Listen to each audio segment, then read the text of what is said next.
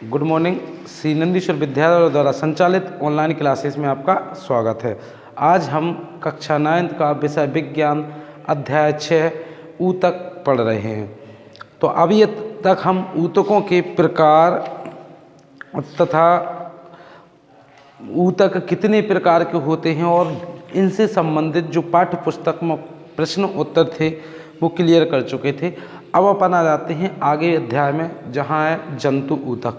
तो जंतु ऊतक क्या है, यह किस प्रकार कार्य करता है, ये जंतु ऊतक कौन कौन से हैं, इनसे हमारे शरीर में किस प्रकार क्रियाएं होती हैं, ये जानते हैं। तो सबसे पहले जंतु ऊतक, जैसे अब हम सांस लेते हैं या हमारी जो छाती है वो फूलती है तो गति महसूस करती है आगे पीछे। तो शरीर के ये अंग कैसे गति करते हैं, इसके लिए हमारे पास कुछ विशेष कोशिकाएं होती हैं जिन्हें हम पेशीय कोशिकाएं कहते हैं। मतलब जब हमारे कोई सा भी कार्य होता है तो इसके लिए हमारी जो कोशिकाएं होती हैं वो कुछ कार्य करती हैं, इनको अपन पेशीय कोशिकाएं कहते हैं। इन कोशिकाओं का फैलना और सिकुड़ना अंगों को गति प्रदान करता है। तो सांस लेते समय हम ऑक्सीजन लेते हैं, ऑक्सीजन कहाँ जाती है, कभी नहीं सोचा आपने कि ऑक्सीजन कहाँ जाती है?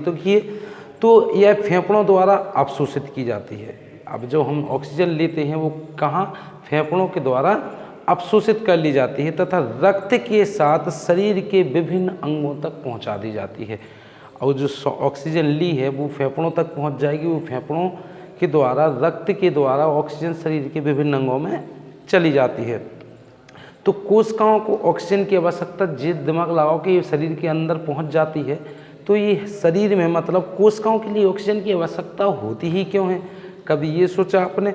ज़रा सोचिए कि माइटोकॉन्ड्रिया किस प्रकार कार्य करता होगा, कभी आपने सोचा? तो इन सभी के लिए हम एक ही बात बोलेंगे कि ये जंतु ऊतकों के कार्य हैं। कैसे कि रक्त अपने साथ जो विभिन्न प्रकार के पदार्थ हैं उन्हें एक स्थान से दूसरे स्थान तक ले जाता है।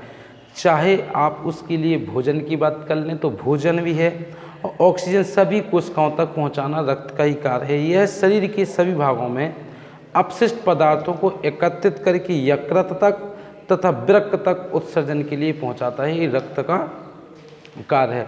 अब अपन बात करते हैं कि रक्त और पेशियां दोनों ही हमारे शरीर में पाए जाने वाले ऊतकों के उदाहरण। जो रक्त है और जो पेशियां हैं ये दोनों ही हमारे शरीर में पाए जाने वाले ऊतकों के उदाहरण हैं। उनके कार्य करने के आधार पर हम विभिन्न प्रकार के जंतु ऊतकों के बारे में विचार करते हैं। जैसे अपन बात करते हैं एपिथीलियमी, जो अपना पॉइंट आया है कि जंतु ऊतकों में सबसे पहले आती है एपिथीलियमी ऊतक। ये क्या है?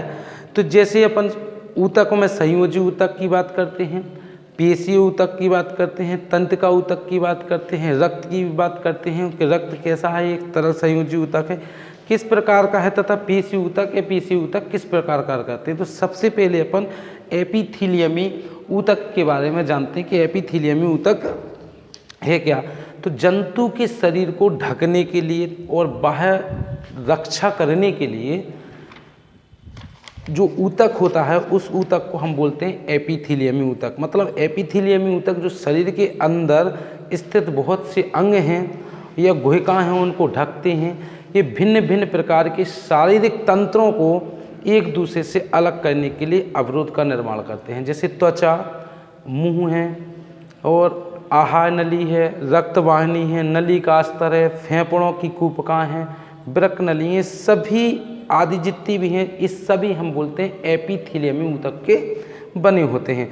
एपिथीलियमी ऊतक एक दूसरे से इस प्रकार सटी होती हैं कि इनके मध्य कभी भी एक दूसरे से चिपकती नहीं है, क्योंकि इन कोशिकाओं में बहुत कम ही तो स्थान होता है और एक ऐसा पदार्थ भरा रहता है जिसके कारण ये एक दूसरे से चिपकने को रोकती हैं। इस प्रकार अपन इतना ही बोलेंगे कि एपिथीलियमी ऊतक एक ऐसा ऊतक जो हमारे शरीर को ढकने तथा बाह्य रक्षा से प्रदान करने के लिए प्रयुक्त किए जाते हैं। ऐसे ऊतकों को हम एपिथीलियमी ऊतक कहते हैं। फिर इसके बाद अपन बात करते हैं कि संयोजी ऊतक संयोजी ऊतक क्या है। तो रक्त एक प्रकार का संयोजी ऊतक है। क्या है? रक्त एक प्रकार का संयोजी ऊतक है। इसे संयोजी ऊतक क्यों कहते हैं? क्योंकि हम जानते हैं कि संयोजी ऊतक में बहुत सी कोशिकाएं आपस में जुड़ी रहती हैं, जिनमें अंतर कोश की अधराती में धसी होती है। अधराती जेली की तरह होती है, बिल्कुल जेली की तरह, ये सघन या कठोर हो सकती है। तो अधराती की जो प्रकृति है विशिष्ट संयोजी ऊतक के कार्य के अनुसार कार्य करती है। तो रक्त में जो अधराती होता है वो भाग को अपन क्या बोलते हैं, प्लाज्मा बोलते हैं, कि ये अधराती भाग क्या कहलाता है, प्लाज्मा। और प्लाज्मा में हमारे में आरबीसी पाई जाती हैं, यानी कि रेड रक्त कणिकाएँ, जिनको आरबीसी बोलते हैं, और इनमें डब्ल्यूबीसी पाई जाती है, यानी कि श्वेत रक्त कणिकाएँ, और प्लेटलेट्स निलंबित होते हैं। तो प्लाज्मा में प्रोटीन नमक तथा हार्मोन्स भी होते हैं। तो रक्त गैसों, शरीरों से पचे हुए भोजन और हार्मोन्स और उत्सर्जी पदार्थों को शरीर के एक भाग से दूसरे भाग में संवहन करता है। यही संयोजी ऊतक है। यानी कि संयोजी ऊतक वह ऊतक है जो हमारे शरीर में भोजन तथा अन्य अपशिष्ट पदार्थों को या हार्मोन सभी प्रकार के हानिकारक पदार्थ या उपयोगी पदार्थों को एक स्थान से दूसरे स्थान तक ले जाने का कार्य करता है, संयोजी ऊतक कहलाता है। तो अब संयोजी ऊतक के बाद आते हैं अपन कि पेशीय ऊतक क्या है। तो अब पेशीय ऊतक आपने देखा होगा कि हमारे हाथ पैर जिस प्रकार कार्य करते हैं, ये किसके आधार पर कार्य करते हैं, ये पेशीय ऊतक के आधार पर कार्य करते हैं। तो पेशीय ऊतक एक लंबी कोशिकाओं का बना होता है। जो पेशीय ऊतक होता है ये लंबी कोशिकाओं का बना होता है, जिसे हम पेशीय रेशा भी कहते हैं।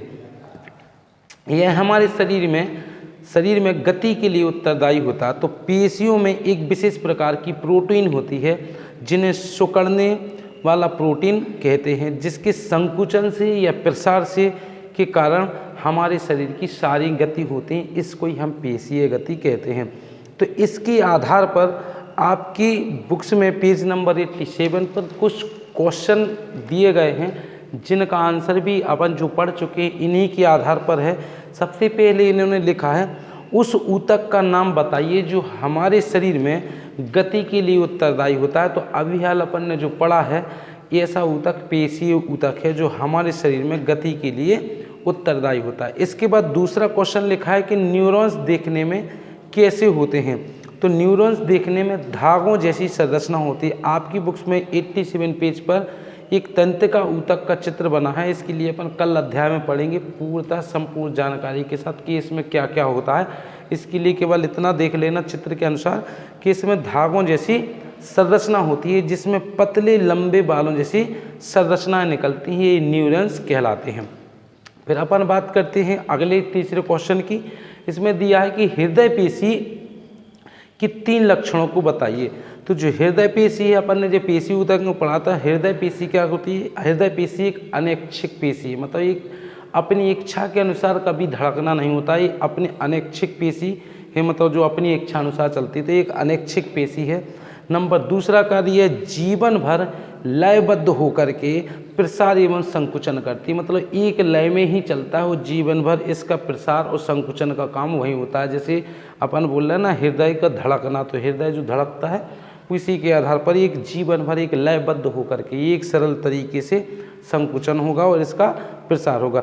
तीसरा पॉइंट जो है, इन पेशियों को, ये पेशियां हैं, इन पेशियों की कोशिकाएं बेलनाकार होती हैं और शाखाओं वाली एक केंद्रीय होती हैं। इसके आधार पे ये तीनों आपके लक्षण हो गए। फिर इसके बाद एक क्वेश्चन और दिया आपकी बुक में कि एरिओलर ऊतक के क्या कार्य हैं। तो एरिओलर जो ऊतक होते हैं अंगों के भीतर की खाली जगह को भरता है। जो अंगों के भीतर जो खाली जगह होती है उनको भरता है, और जितने भी आंतरिक भागों को ये हमेशा सहारा प्रदान करता है। और तीसरी है कि ये ऊतकों की मरम्मत में सहायता प्रदान करता है। ये आपके जो क्वेश्चन हैं वो इस बुक के ख़त्म हुए। अब अपन देखते हैं जो पेशीय ऊतक में सबसे पहले कि पेशीय ऊतक होते हैं वो कितने प्रकार के होते हैं। तो पेशीय ऊतक में ये 3 प्रकार बताए गए हैं। जो 3 प्रकार हैं वो रेखीय पेशीय ऊतक है, फिर इसके बाद है आरेखीय पेशीय ऊतक और फिर कॉर्डिएटिक यानी पेशीय ऊतक। अपन सीधी सी बात में बोल सकते हैं ऐच्छिक पेशी, अनैच्छिक पेशी और हृदयक पेशी। इन तीनों पेशियों में ये क्वेश्चन आता है जो इम्पोर्टेंट है। तो इसके आधार पर इनमें अपन कम से कम 3 अंतर देखते हैं कि कैसे हैं। तो ऐच्छिक पेशी को अपन बोलते हैं रेखीय पेशी। तो रेखीय पेशी मतलब अपन बोला ही है कि ऐच्छिक पेशी, तो अपन बोलते हैं ये ऐच्छिक पेशियाँ होती हैं। इसी का दूसरा पॉइंट बोल सकते हैं कि सूक्ष्मदर्शी से देखने पर हल्के या गहरे रंग की धारियों की तरह, धारियों की तरह सी दिखाई देती है, मतलब एक पट्टियाँ सी दिखाई देती हैं। नंबर तीसरा अपन बोल सकते हैं कि ये प्रायः हड्डियों से जुड़ी होती है और इनमें गति कराने जो गति कराने में सहायक होती हैं। ये आपकी रेखीय पेशी हो गई। अब अपन बात करते हैं अरेखीय पेशी यानी कि अनैच्छिक पेशी। तो अनैच्छिक पेशी क्या है, तो अपन ने पहले ही बोल दिया, तो इसके अंतर में भी यही चला जाएगा। ये एक अनैच्छिक पेशी है। दूसरा अपन बोल सकते हैं इनमें अगर सूक्ष्मदर्शी के द्वारा इनको देखा जाए तो इनमें कोई धारियाँ नहीं होती तथा ये चिकनी होती हैं। फिर इसके बाद अपन तीसरा बोला जाए कि अपन ने इनमें बोला था कि प्रायः हड्डियों से जुड़ी होती हैं और उनमें गति कराने में ये सहायक होती है। तो अपन इसका बोल देंगे ये आहार नाल, पित्ताशय और जो अपना श्वास नली है, रुधिर वाहिकाओं में ये पाई जाती हैं। तीसरा है अपनी हृदयक पेशी। तो अपन सबसे पहले हृदयक पेशी के बारे में पढ़ चुके हैं। तो हृदयक पेशी एक अनैच्छिक पेशी होती है और अगर इन्हें सूक्ष्मदर्शी से देखा जाए तो इनमें धारियाँ नहीं होती हैं। ये पेशियाँ जीवन भर एक लयबद्ध होकर के प्रसार एवं संकुचन पैदा करते हैं। इस प्रकार अपना पेशीय ऊतक कितने प्रकार के हैं इनके बारे में अपन ने अंतर देख लिया। अपन कल जो है ना नेक्स्ट वीडियो में न्यूरॉन्स पढ़ेंगे, इनकी संरचनाएं आप चित्र देख लेना कि चित्रों के आधार पर अपन करते जाएंगे। अगर आपको किसी बात की समस्या हो तो हमसे आकर के विद्यालय में संपर्क कर सकते हैं। Thank you.